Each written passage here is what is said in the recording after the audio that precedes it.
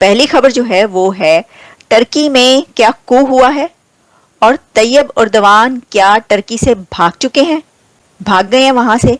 हम अभी तक बात कर रहे थे पाकिस्तान की, लेकिन ऐसा लग रहा है कि भाई पाकिस्तान एक पनौती की तरह हो गया है। जो भी पाकिस्तान से दोस्ती करेगा उसका वही हाल होगा जो पाकिस्तान का हो रहा है। क्यों? क्योंकि पाकिस्तान का परम मित्र है तुर्किये, जी हाँ, और तुर्किये के शहंशाह हैं इमाम अर्दोगान। ये कहानी है तुर्किया के सदर रजब तैयब उर्दवान की, जो न सिर्फ पाकिस्तान बल्कि इस्लामी ममालिक की भी आजकल बड़े फेवरेट समझे जाते हैं। हार्ड लाइन मुस्लिम्स हैं, वो उनको इमाम मानते हैं और वो अपने आप को खलीफा मानते हैं। तो लेकिन समस्या होगी। चर्चा ये है कि भाई झगड़े हो रहे हैं तुर्की में। तो ये जो मेयर है उसको गिरफ्तार कर लिया गया, टर्की के मेयर को अरेस्ट कर लिया गया, क्योंकि ये मेयर तैयब उर्दवान के बहुत ज्यादा खिलाफ थे और इन्होंने कू करने की अटेम्प्ट की है और उनके ऊपर ये इल्जाम लगा के कि इस मेयर ने ये कू करने की कोशिश की है, इसलिए इसको गिरफ्तार कर लिया गया। लेकिन एग्जैक्टली जो सिचुएशन है, बल्कि चीमा साहब जो है वो मैदान जंग बनने वाला है और पाकिस्तान के हालात दिन ब दिन खराब हैं दहशतगर्दी के हवाले से। हेलो दोस्तों, स्वागत है आप सभी का APN चैनल पे। तो फ्रेंड्स, आइए देखते हैं पाकिस्तानी मीडिया की लेटेस्ट वीडियो।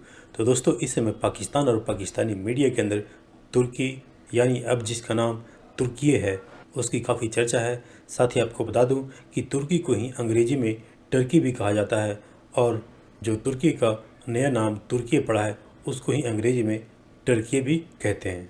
तो दोस्तों, इस समय जो पाकिस्तानी मीडिया से खबर निकल के आ रही है कि हालात इस समय तुर्की के अंदर ठीक नहीं है और बताया ये जा रहा है कि तुर्की के राष्ट्रपति यानी तैयब अर्दोगान, जो कि बीते सालों के अंदर तुर्की में एक बहुत बड़े पावरफुल नेता बन के उभरे और ओबियसली उसके पीछे तैयब अर्दोगान का एक इस्लामिक सोच तुर्की में जगाना और यही वजह कि तैयब अर्दोगान ने कई बार गाजा और कश्मीर का भी रट्टा लगाया, जिसकी वजह से तैयब अर्दोगान भी पाकिस्तान और पाकिस्तानी मीडिया की काफ़ी फेवरेट बन गए। जो कि पाकिस्तानियों की एक खासियत है, क्योंकि पाकिस्तानी जो भी कट्टर सोच रखने वाला होता है उसको वह अपना आका बना लेते हैं। लेकिन अब जो खबर निकल के आ रही है तुर्की के अंदर से, वो तैयब अर्दोगान के कि तैयब अर्दोगान का समय अभी ठीक नहीं चल रहा है। तो दोस्तों, आइए देखते हैं पाकिस्तानी मीडिया की इस लेटेस्ट वीडियो को।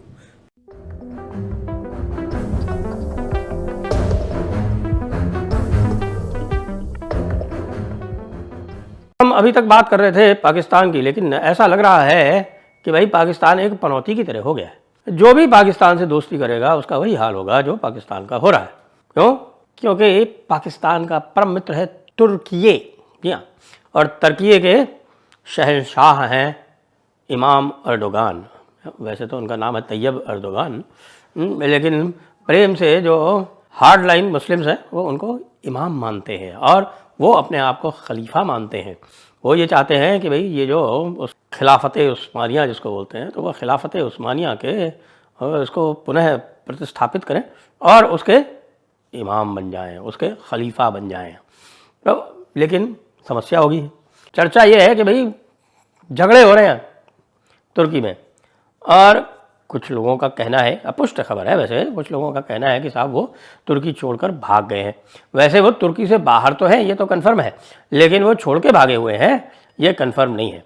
तो इसलिए ये कहा जा रहा है कि अर्दोगान जो है वो तुर्की छोड़ के चले गए हैं। तो अब ये क्यों हो रहा है? ये इसलिए भी हो रहा है कि अर्दोगान ने जो इनहेरिट किया था वो एक सेक्युलर कॉन्स्टिट्यूशन किया था। कमाल अतातुर्क ने सेकेंड वर्ल्ड वॉर के बाद 1924 में जो यहाँ पर खिलाफत का हेडक्वार्टर हुआ करता था, खिलाफत उस्मानिया बोलते थे उसको, ऑटोमन एम्पायर बोलते थे उसको अबॉलिश कर दिया था और यहाँ पर पूरी तरह से एक सेक्युलर कंट्री जिसमें कि मुल्ला मौलवियों का कोई दखल नहीं होगा, अरबिक स्क्रिप्ट उन्होंने अबॉलिश कर दिया था और इसके साथ साथ एक इंडिपेंडेंट मिलिट्री बनाई थी जो कि सेक्युलर थी, इंडिपेंडेंट जुडिशरी बनाई थी जो कि सेक्युलर थी।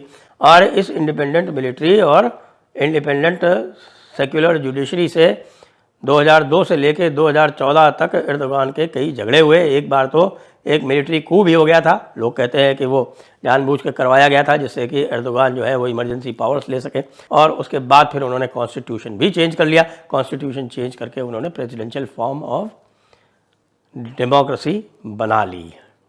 लेकिन धीरे धीरे चूँकि वो एक इस्लामी है, इस्लामिस्ट है, तो वो धीरे धीरे टर्की को इस्लाम की तरफ ले जाने का प्रयास करता रहा है। लेकिन जो ईथॉस कमाल अतातुर्क ने यहाँ पर बना दी थी, तो वो जो है वो इतनी स्ट्रांग है कि वो पब्लिक जो है उसको एक्सेप्ट करती नहीं है। अब सुनते हैं कुछ हिजाब और बुर्का इत्यादि आ गए हैं, लेकिन वहाँ अभी भी पब्लिक जो है वो बड़ी लिबरल वैल्यूज़ रखती है। तो अब क्या एर्दोगान का एंड गेम आ गया है? एंड गेम तो एर्दोगान का मुझे नहीं लगता कि अभी आया है, लेकिन एर्दोगान के विरुद्ध बहुत असंतोष बढ़ता चला जा रहा है। आज मैं आपको एक दिलचस्प कहानी सुनाने जा रहा हूं, ऐसी कहानी जिसमें मेयर से वजीर आजम और वजीर आजम से सदर तक का सफर तय किया गया। यह कहानी है तुर्किया के सदर रजब तैयब एर्दोगान की, जो न सिर्फ पाकिस्तान बल्कि इस्लामी ममालिक की भी आजकल बड़े फेवरेट समझे जाते हैं, जो 23 साल से हुक्मरानी कर रहे हैं, कभी वजीर आजम बनकर तो कभी सदर बनकर। लेकिन अब उन्होंने अपने हरीफों पर जुल्म सितम शुरू कर दिए, जो तुर्किया के ही अपोजिशन जमातों के रहनुमा दावा कर रहे हैं। आज इस्तांबुल के मेयर की गिरफ्तारी हुई। तुर्क हुकाम ने सदर रजब तैयब एर्दोगान के अहम सियासी हरीफ और इस्तांबुल के मेयर अकरम इमाम ओगलो को बदउनवानी और दहशतगर्दी से ताल्लुक की तहकीकात के लिए हिरासत में लिया है। इससे एक रोज कबल की इस्तांबुल यूनिवर्सिटी ने मेयर इस्तांबुल इमाम ओगलो की डिग्री को मनसूख किया था। नाजरीन, यह खबर मुल्क के अगले इंतखाबात के सदर के ओहदे का इंतखाब लड़ने के लिए इमाम ओगलो के अजायम को एक बहुत बड़ा धचका है। नाजरीन, मेयर इस्तांबुल ने यह भी कहा कि वो हार नहीं मानेंगे और जो लोगों ने कमाया और हासिल किया है वो खतरे में। वो समझते हैं कि अदलिया पर भी बहुत सियासी दबाव है, जिसकी वजह से इनके अपने केसेस का फैसला भी मुंसिफाना नहीं होगा। इस हफ्ते के आखिर में सदारती उम्मीदवार के लिए इनकी पार्टी के इंतखाब के तौर पर नामजद किया जाना था। इस्तांबुल में मेयर के ओहदे की दौड़ खासी सियासी बाजगश्त रखती है। 1990 की दहाई में मेयर के तौर पर खिदमात अंजाम देते हुए रजब तैयब एर्दोगान ने वहीं से ही अपने सियासी करियर का आगाज किया। नाज़रीन, तुर्की में कमाल अतातुर्क के बाद अगर किसी रहनुमा को सबसे ताकतवर समझा गया है तो वो है रजब तैयब एर्दोगान। सन 2016 में उनके खिलाफ फौज को जानिब से बगावत की गई, लेकिन वह बगावत वहां के अवाम ने नाकाम बना दी और फिर तुर्क सदर ने अपने इख्तियारात में मजीद इजाफा किया। बगावत की नाकाम कोशिश के बाद से अब तक 50,000 से जायद अफराद को हिरासत में लिया जा चुका है, जिनमें फौजी हैं, सहाफी, वकला, पुलिस एहलकार, सियासतदान सब शामिल है। रजब तैयब एर्दोगान की जानिब से अपने नाकदीन पर दबाव डालने की वजह से मगरबी ममालिक काफी परेशान रहे और यूरोपीय यूनियन के तुर्की के साथ ताल्लुकात भी सर्दमोहरी का शिकार रहे। करप्शन से लेकर कत्ल तक के इल्जामात सदर एर्दोगान की हुकूमत पर लगते हैं। खुद तैयब एर्दोगान पर भी करप्शन के इल्जामात लगते रहे और कहा गया कि इनके करप्शन के पैसे स्विस अकाउंट्स में जाते हैं, लेकिन उन्होंने इन इल्जामात की तरदीद करके इनको मन घड़त कह दिया। इनको डिक्टेटर भी इसीलिए कहा गया क्योंकि उन्होंने इंसानियत के खिलाफ जुराइम किए थे। दोस्तों, ये सब कहानी थी रजब तैयब एर्दोगान की, जो गजा के लिए हक का नारा लगाकर आवाज तो बुलंद करते, इनके शाना बशाना भी खड़े होते, इसराइल के जुल्म बर्बरियत के खिलाफ आवाज तो उठाते, हाँ, लेकिन वो सिर्फ आवाज ही उठाते, क्योंकि वो इसी इसराइल के साथ तिजारत भी करते थे। और ये मैं नहीं, खुद इस बात का एतराफ सदर एर्दोगान कर चुके हैं।